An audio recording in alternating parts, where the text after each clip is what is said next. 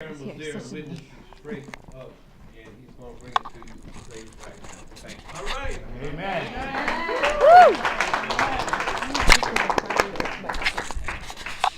Thank you. First of all, let me say that I am blessed to be here to witness what I just finished hearing today. Give him some volume.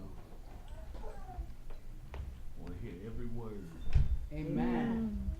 Maybe I don't need it. Maybe I don't need it. Maybe, can you hear me? Yes. Yeah. Okay. Okay. We need my. One that ain't gonna die.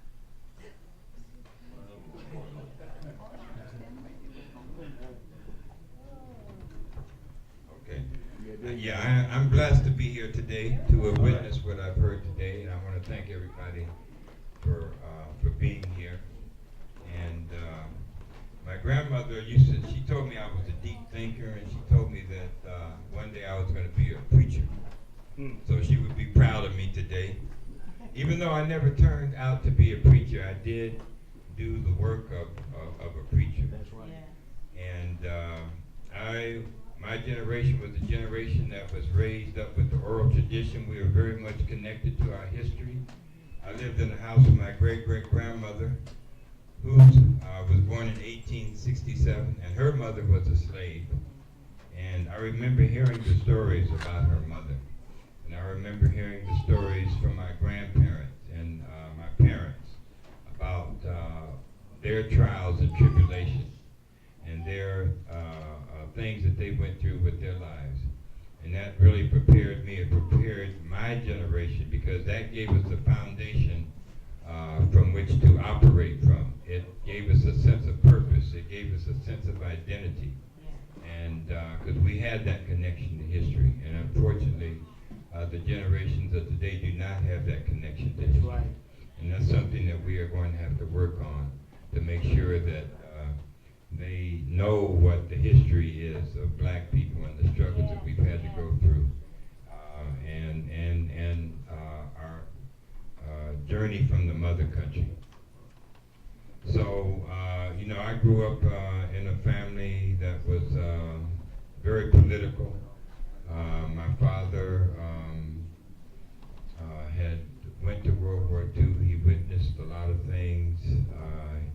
He went from Chicago to Mississippi in the segregated army, and there were many stories that he shared with us. He had to literally, him and his black fellow soldiers had to literally fight their way out of Mississippi just to be able to go to fight in the war. Ain't that something? And then when he finished fighting in the Philippines and finished fighting in Okinawa, he saw a white Marine cut the breast off of a Japanese woman.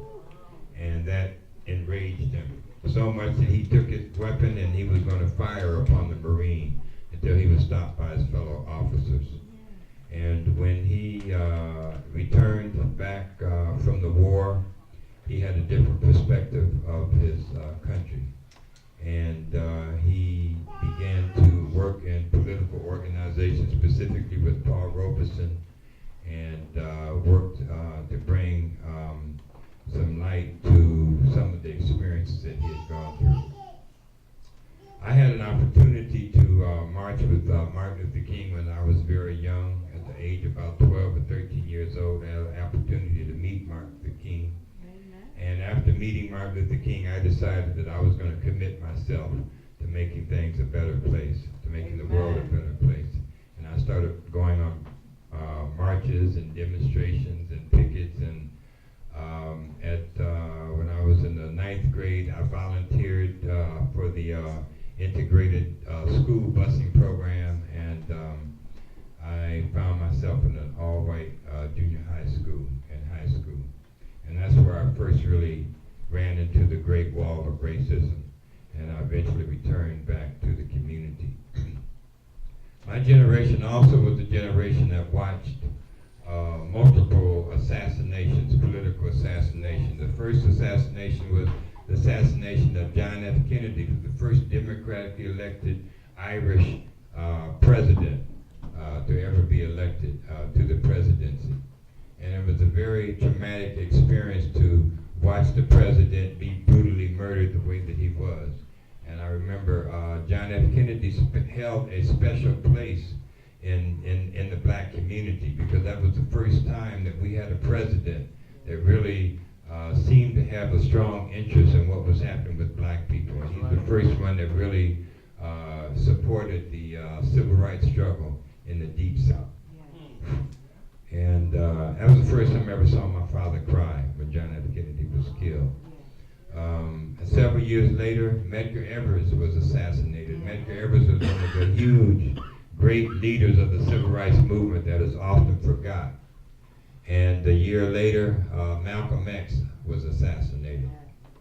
So this affected us, watching these political assassinations and watching the civil rights movement unfold on the South, and hearing about the 4 little girls in Alabama that were killed in the bomb explosion, and the 3 civil rights leaders that were killed, and watching Bull Connor on TV saying that he's going to put those niggers in their place. Sure did. So, as I began to move forward in my life, I attended the University of Washington and helped found the first black student union at the University of Washington. And we began to do work in the community as well. We led a demonstration against the local high school, and we were able to close that high school down. And a week later, I was arrested along with other leaders of the Black Student Union, and we found ourselves sitting in the county jail. This was April 4th. And while we're sitting in the county jail, we heard that Martin Luther King had been assassinated. And so we were devastated, we were angry, we were mad, and as the media began to go around the country and show the riots and the anger of young black people out on the streets in D.C. and Chicago and Philly and all over the country, we wanted to be out there too, showing our anger, but we weren't able to do that because we were confined. And I remember that night going back to my bunk, and I remember saying to myself, because I had met Martin Luther King, I remember when I met Martin Luther King, and I remember when he was speaking, I made my way to the stage, and I sat on the curb of the stage, and I was looking out at the audience, and I was looking to make sure that nobody was going to do Martin Luther King any harm. And it happened. And when they killed Martin Luther King, they killed a man of peace. They killed a man of love. And they also killed the civil rights movement.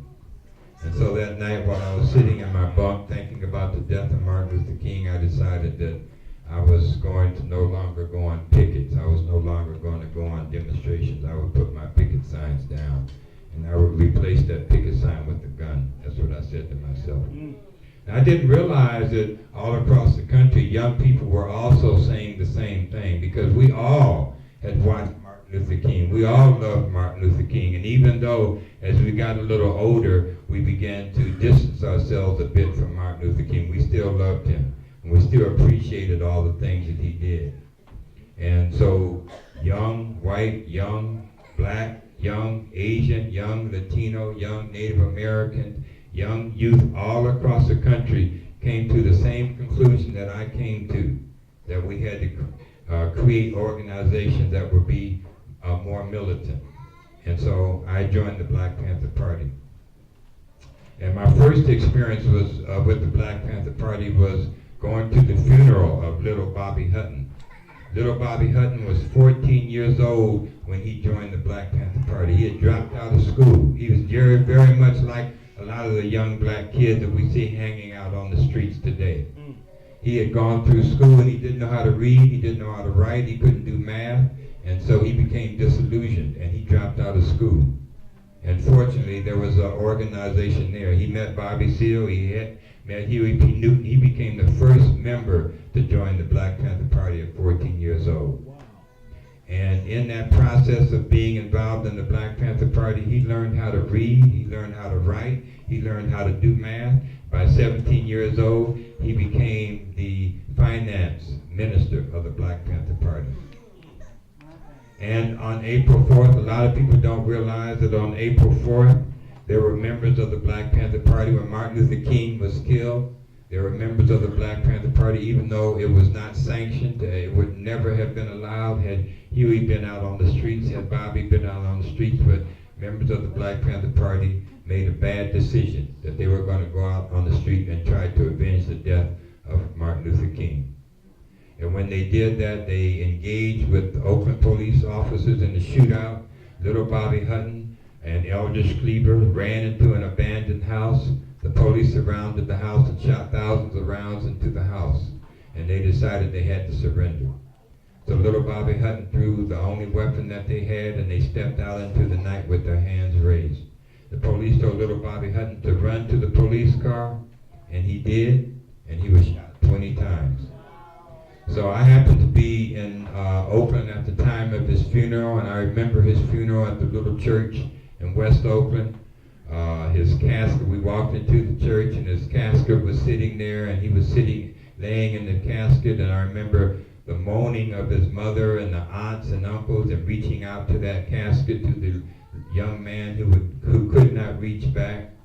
And I remember seeing the Panthers surrounding the walls of the church with their black berets on and their black leather jackets and being very serious. And I realized that the movement, this was what the movement was about. It was about danger and it was about sacrifice. And so in 1968, Bobby Seale traveled to Seattle and started the first Black Panther Party chapter in Seattle, Washington. So we began to move and organize the community, and Huey P. Newton, one of the things that he recognized was that the Constitution of the United States says that everybody has the right to bear arms. The Second Amendment of the Constitution. Everybody has the right to bear arms.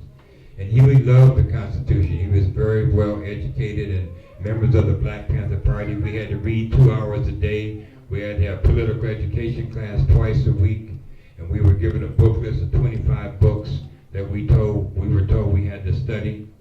And so we began to practice what it said in the Second Amendment, because they had already assassinated Medgar, they had already assassinated Malcolm, they had already assassinated Medgar Evers.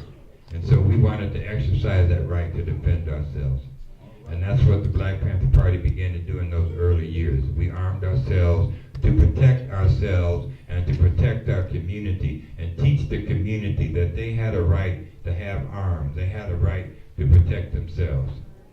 So as the Black Panther Party began to spread across the country, J. Edgar Hoover, Richard Nixon, Attorney General John Mitchell called a press conference and said the Black Panther Party was the #1 threat to security of America. That's what he said. But we did not know that they had a secret plan to wipe us out by 1969. We did not know that.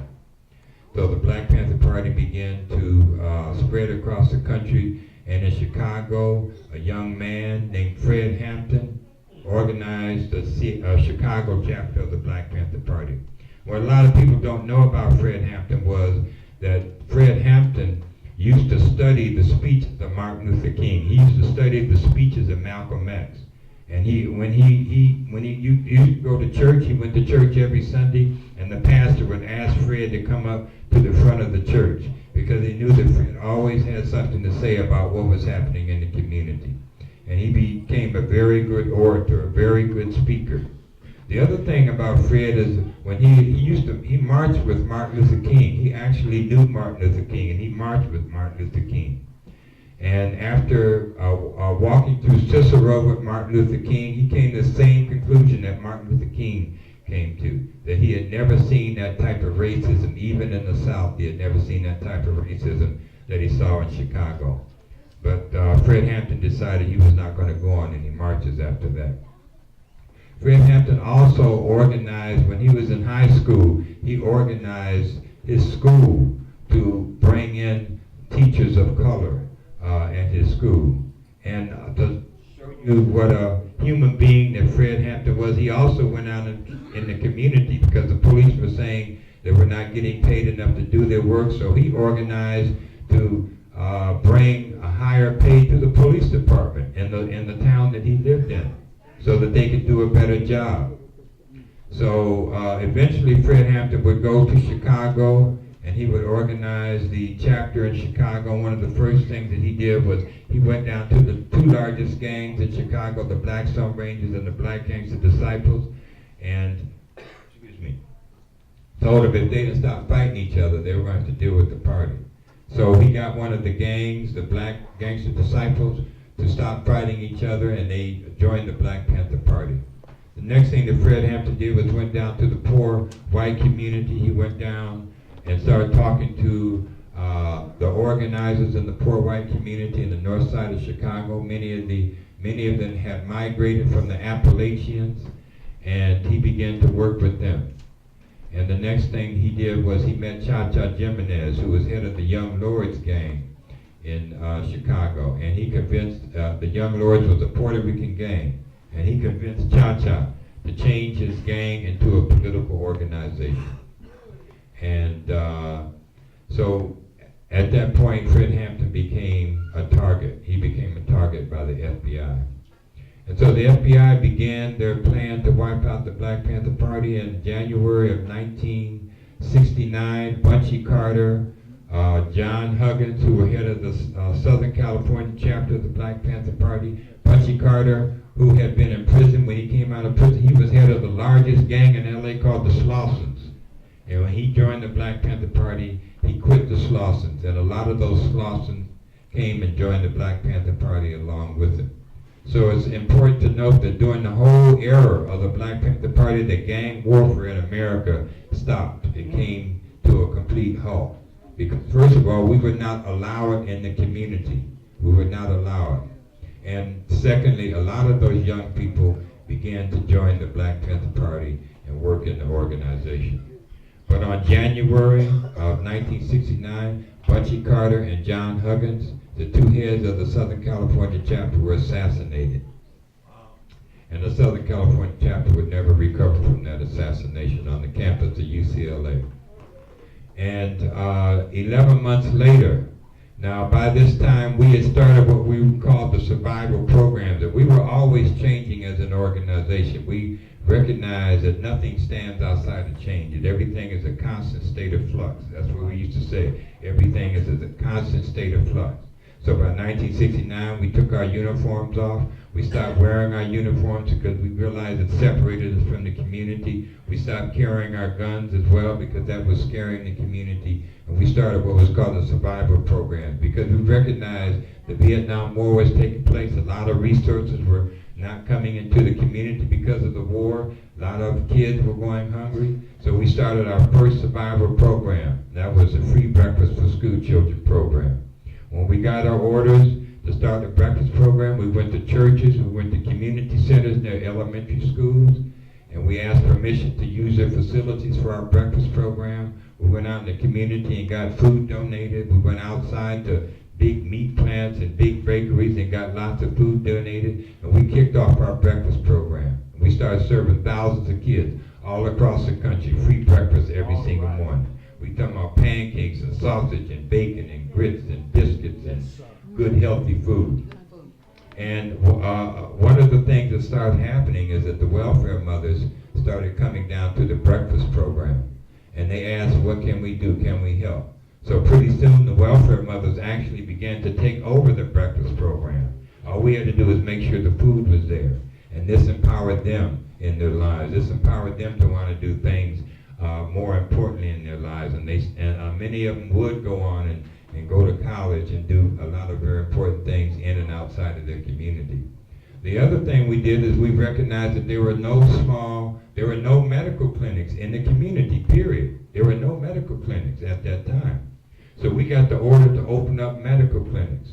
So we had a doctor in Seattle named Dr. John Green, who was a neurosurgeon, who already had committed himself to work with the Black Panther Party. And he told us to bring a van and back that van up in the University of Washington Hospital. We started putting all kind of medical supplies in there.